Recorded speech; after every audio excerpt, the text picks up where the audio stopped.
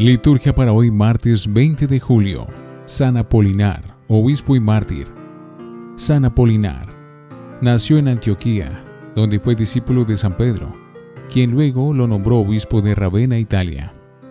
El santo además fue uno de los mártires más famosos en la iglesia primitiva, y la gran veneración que se le profesaba es el mejor testimonio de su santidad y espíritu apostólico. Muere el 23 de julio del 79. Tras sobrevivir 7 días a las persecuciones paganas, serenamente aceptadas como víctima por la salvación de sus hijos espirituales.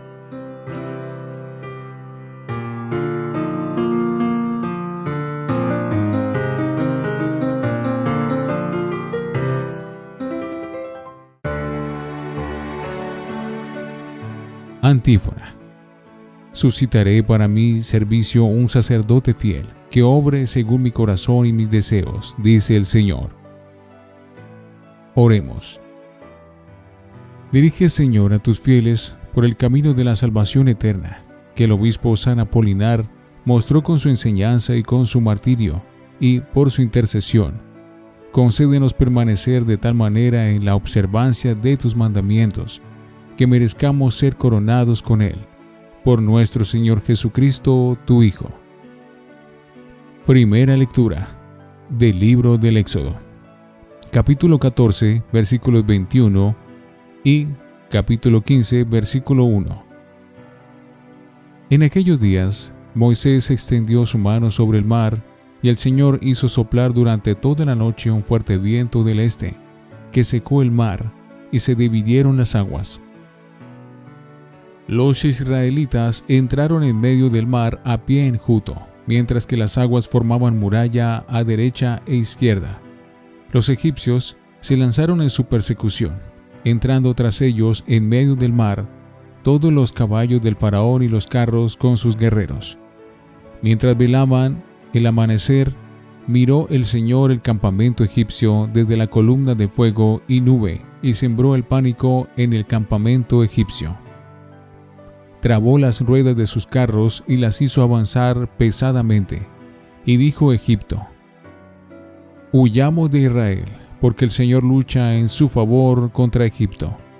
Dijo el Señor a Moisés: extiende tu mano sobre el mar, y vuelvan las aguas sobre los egipcios, sus carros y sus jinetes. Y extendió Moisés su mano sobre el mar, y al amanecer volvía el mar a su curso de siempre. Los egipcios, huyendo, iban a su encuentro, y el Señor derribó a los egipcios en medio del mar. Y volvieron las aguas y cubrieron los carros, los jinetes y todo el ejército del faraón que lo había seguido por el mar. Ni uno solo se salvó, pero los hijos de Israel caminaban por lo seco en medio del mar. Las aguas les hacían de muralla a derecha e izquierda. Aquel día salvó el Señor a Israel de las manos de Egipto. Israel vio a los egipcios muertos en la orilla del mar. Israel vio la mano grande del Señor obrando contra los egipcios, y el pueblo temió al Señor y creyó en el Señor y en Moisés su siervo. Entonces Moisés y los hijos de Israel cantaron este cántico al Señor. Salmo responsorial, Éxodo 15. Cantaré al Señor sublime en su victoria. Al soplo de su nariz se amontonaron las aguas, las corrientes se alzaron como un dique, las olas se cuajaron en el mar. Decía el enemigo: los perseguiré y alcanzaré, repartiré el botín, se saciará mi codicia, empuñaré la espada, los agarrará mi mano. Cantaré el Señor sublime en su victoria. Pero sopló tu aliento, y los cubrió el mar, se hundieron como plomo en las aguas formidables. Extendiste tu diestra, se los tragó la tierra. Cantaré al Señor sublime en su victoria. Introdúcenos a tu pueblo y a las plantas en el monte de tu heredad, lugar en el que hiciste tu trono. Señor, santuario, Señor, que fundaron tus manos. Cantaré al Señor sublime en su victoria. Aleluya, aleluya, aleluya. El que me ama guardará mi palabra, dice el Señor, y mi Padre lo amará, y vendremos a él. Aleluya, aleluya, aleluya. Del Santo Evangelio según San Mateo, capítulo 12, versículos 46 al 50. En aquel tiempo estaba Jesús hablando a la gente, cuando su madre y sus hermanos se presentaron fuera, tratando de hablar con él. Uno se lo avisó: «Oye, tu madre y tus hermanos están fuera, y quieren hablar contigo». Pero él contestó al que le avisaba: «¿Quién es mi madre y quiénes son mis hermanos?». Y señalando con la mano a los discípulos dijo: «Estos son mi madre y mis hermanos. El que cumple la voluntad de mi Padre del cielo, ese es mi hermano, y mi hermana y mi madre». Palabra del Señor. Gloria a ti, Señor Jesús. Oremos. Recibe, Señor, las ofrendas de tu pueblo, que te presentamos en la festividad de San Apolinar, y concédenos, como esperamos, obtener por ellas el auxilio de tu misericordia. Por Jesucristo nuestro Señor. Antífona. Yo vine para que tengan vida y la tengan en abundancia, dice el Señor. Oración después de la comunión. Alimentados, Señor Dios nuestro, con el cuerpo y la sangre preciosos de tu Hijo, te pedimos que, cuanto hemos celebrado con fervor, lo recibamos como prenda segura redención. Por Jesucristo nuestro Señor. Lección Divina. Oremos. Glorificado seas, Padre, porque Cristo tu Hijo y nuestro hermano mayor nos enseñó con su ejemplo a realizar la opción definitiva por ti y tu reino. Te damos gracias porque Jesús nos admite en su familia, con tal que recemos con sinceridad. Hágase tu voluntad, Padre, en la tierra como en el cielo. Amén. Lectura. Los israelitas entraron en medio del mar a pie enjuto. Los versículos centrales del paso del Mar Rojo, que hoy escuchamos, también los leemos en nuestra vigilia pascual. Para Israel, este hecho es como el artículo fundamental de su fe. Dios los ha salvado de la esclavitud de Egipto.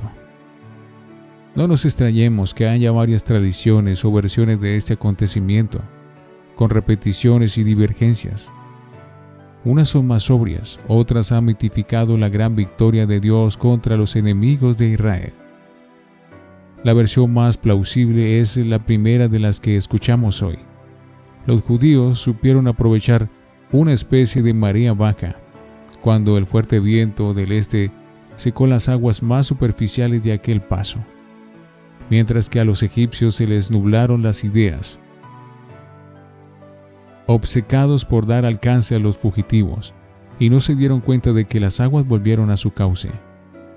No tenían que haber entrado en el terreno pantanoso, que fue la ruina de sus carros y de todos ellos. El lenguaje bíblico dice que Dios endureció sus corazones. La otra versión, que también aparece en la lectura, más épicamente contada, es que las aguas formaban como una muralla de derecha a izquierda del pueblo. Lo importante es que el pueblo interpreta que aquel día el Señor salvó a Israel de las manos de Egipto. Israel vio la mano grande del Señor y temió al Señor y creyó en el Señor y en Moisés, su siervo. Señalando con la mano a los discípulos dijo: «Estos son mi madre y mis hermanos». Mateo 12, 46, 50. El episodio es sencillo. La madre y los parientes de Jesús quieren saludarlo, y alguien se lo viene a decir. Jesús, quien seguramente luego los atendería con toda amabilidad, aprovecha para anunciarnos el nuevo concepto de familia que se va a establecer en torno a él. No van a ser decisivos los vínculos de la sangre. El que cumple la voluntad de mi Padre del cielo, ese es mi hermano y mi hermana y mi madre. Naturalmente, no niega los valores de la familia humana, pero aquí le interesa subrayar que la Iglesia es suprarracial, no limitada a un pueblo como el antiguo Israel. La familia de los creyentes no se va a fundar en criterio de sangre o de raza. Los que creen en Jesús y cumplan la voluntad de su Padre Esos son su nueva familia. Incluso a veces, si hay oposición, Jesús nos enseña a renunciar a la familia y seguirlo, a amarlo a Él más que a nuestros propios padres.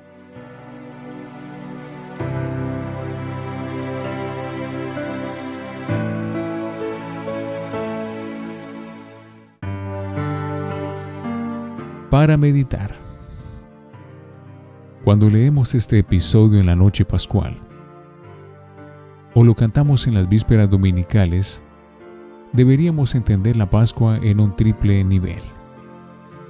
Primero, como los judíos, estamos convencidos de que aquel día Dios salvó a Israel. Lo cantamos en el pregón pascual. Esta es la noche en que sacaste de Egipto a los israelitas, nuestros padres, y les hiciste pasar a pie el mar rojo. Era la primera Pascua. Segundo, esa Pascua es figura de la segunda, la de Cristo, que pasa a la nueva vida de resucitado a través de la muerte. Esta es la noche en que, rotas las cadenas de la muerte, Cristo asciende victorioso del abismo. Tercero, pero también recordamos que esa Pascua de Jesús nos ha salvado a todos y que los cristianos, por las aguas del bautismo, hemos experimentado de alguna manera el paso de la tiniebla a la luz, de la esclavitud a la libertad.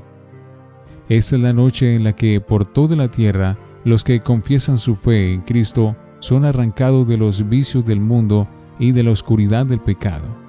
Son restituidos a la gracia y agregados a los santos.